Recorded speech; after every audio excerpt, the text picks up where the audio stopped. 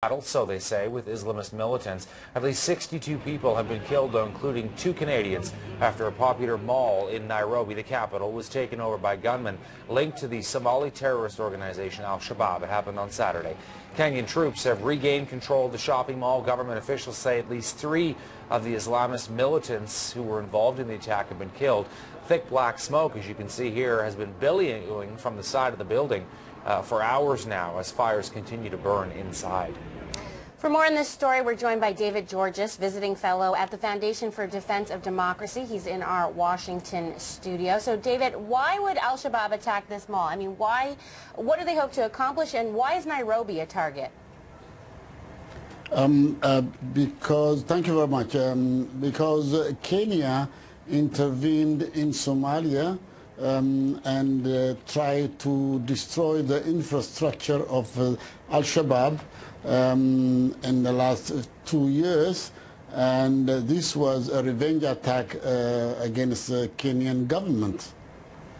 Tell me this, I mean, when it comes to the Al-Shabaab group, they were at one point about to take control, it seemed anyway, of all of Somalia. Then they were pushed back, and they have been, pushed way back to the point where they are not seen to be as much of a threat anymore. Is this a way for them to say to the world, don't forget about us, we still have power, we are still going to strike? Yes, they were pushed out of the city of Mogadishu, but remember, they were only pushed out. They went into the periphery of the cities, and they still, for the last few years, had more area to control than the government. The government is controlling only Mogadishu, and that is the problem. Whenever terrorists are pushed out of the cities and the urban centers, the governments, Western powers have a sense of victory, but that's not the truth.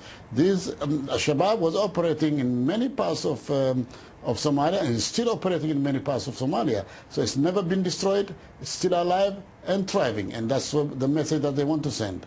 So what's your response to how the Kenyan government's been reacting to all of this?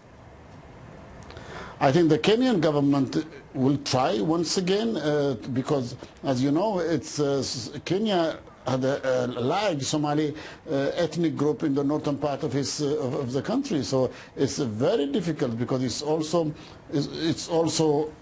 they are also inside the country. It's become a recruiting ground for the Al-Shabaab. They have to handle it very carefully, but at the same time they have to really be helped in terms of intelligence, in terms of counter-terrorism technology and training. They have to be helped in more than one way by Western powers. They need that capacity.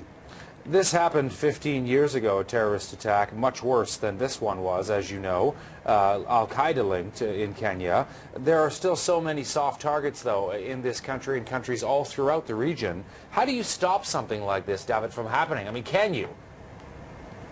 I don't think it's possible to stop it, but there are many ways that need to be a continuous, consistent fight against this kind of ideology. It's a militant ideology which is very difficult to destroy in